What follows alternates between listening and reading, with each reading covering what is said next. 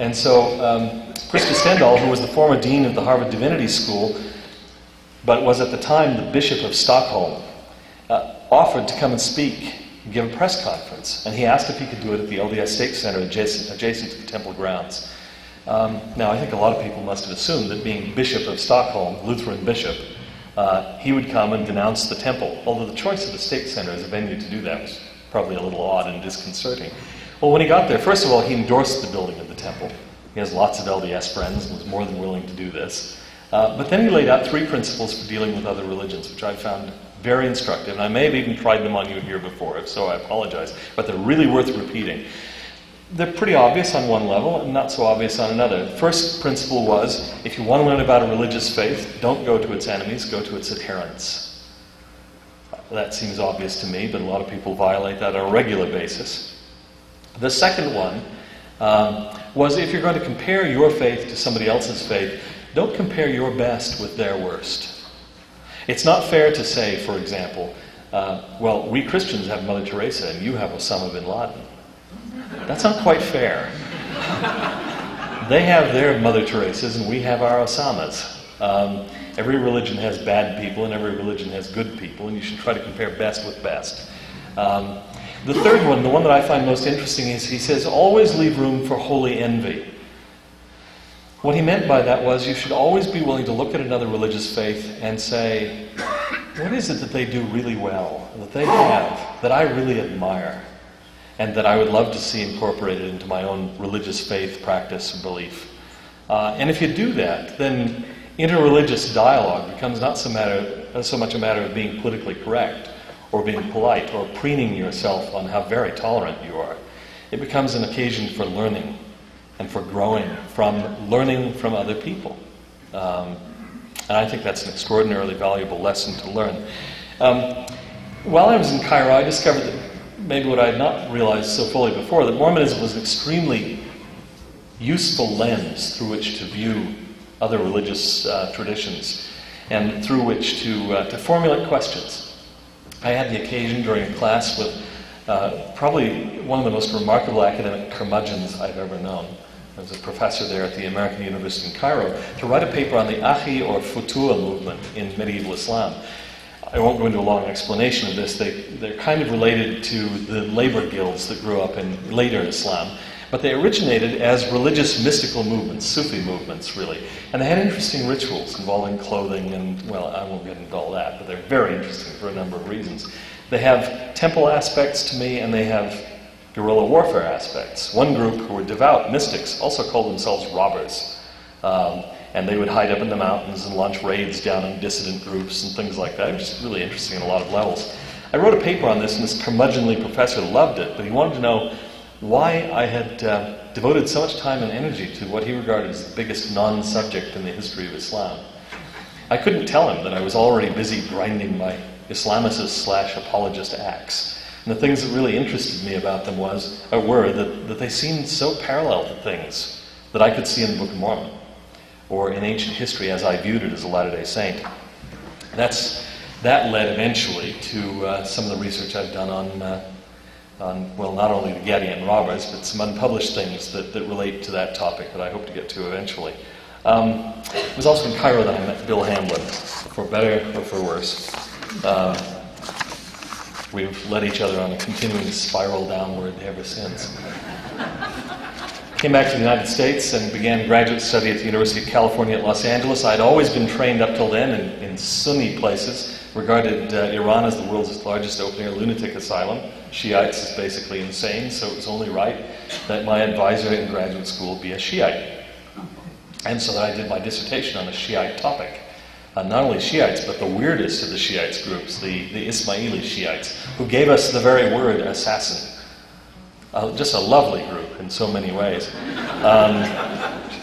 That was an eye-opening experience for me. I had good friends in graduate school. Some of you will laugh.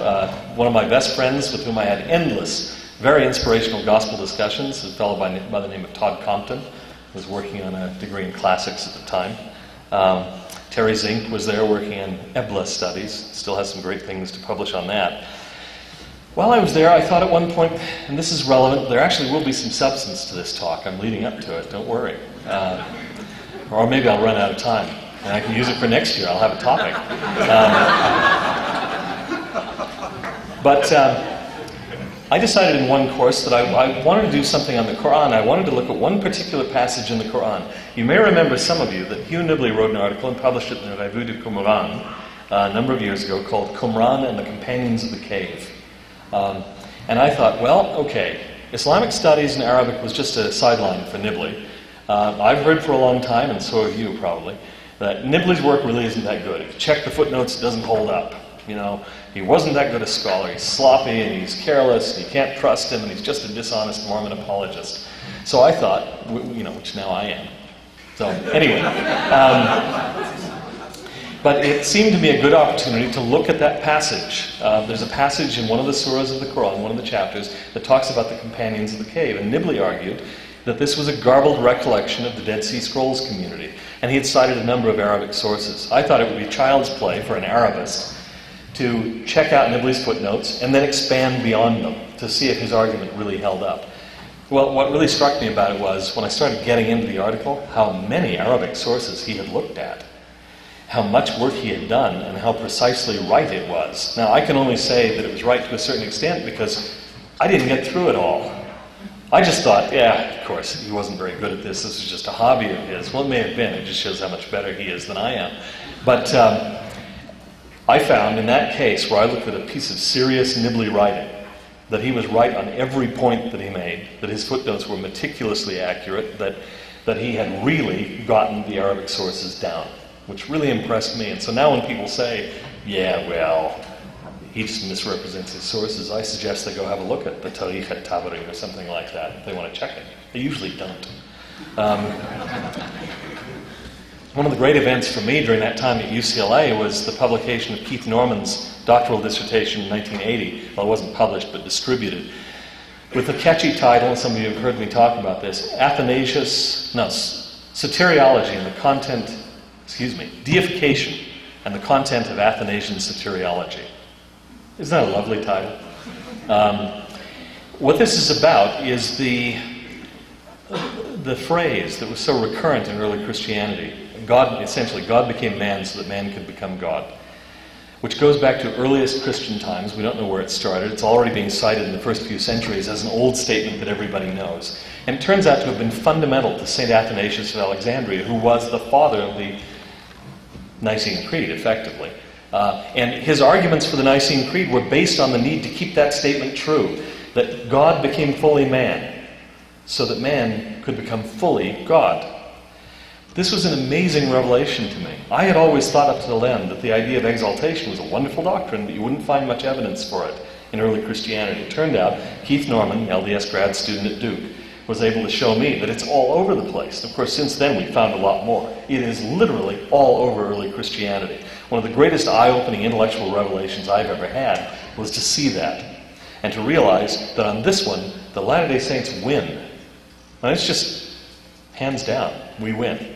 People have told me, well, your doctrine of deification is not exactly like that of the early Christians. To which I usually respond, well, your non-existent doctrine of deification is utterly unlike that of the early Christians. So, I mean, they're just, well, this was an amazing thing for me. So that my dissertation actually became a dissertation on the topic of human deification in an 11th century Neoplatonic Arab philosopher. Really obscure stuff. I won't get into that, but this author was writing during a time when a ruler of Egypt was claiming, or at least deification was being attributed to him. This is the rise of the Druze movement. And he was trying to combat that idea that a human could become like God. The topic naturally interested me. There again, though, I was seeing Islam through an LDS lens. I mean, the problems, things jumped out as significant to me because of the very fact that I was a Latter-day Saint. So when I hear the charge that Latter-day Saints put on blinders and can't see the world, or that it restricts their intellectual curiosity, I just have to say that certainly hasn't been true for me. I have found questions leaping into my awareness because of the point of view that I'm coming from. It has made looking at these topics extraordinarily exciting for me. It gets me in trouble sometimes. That topic actually came to me just after I'd actually taken a job at BYU. I hadn't finished my dissertation yet. truth be told, I hadn't really decided what it was about yet. And I remember going to deliver a paper at a conference in Baltimore, the Middle East Studies Association, and I had writer's block. About the first time, the only time I've ever had it. I'm normally capable of writing vast quantities of at least nonsensical prose very rapidly.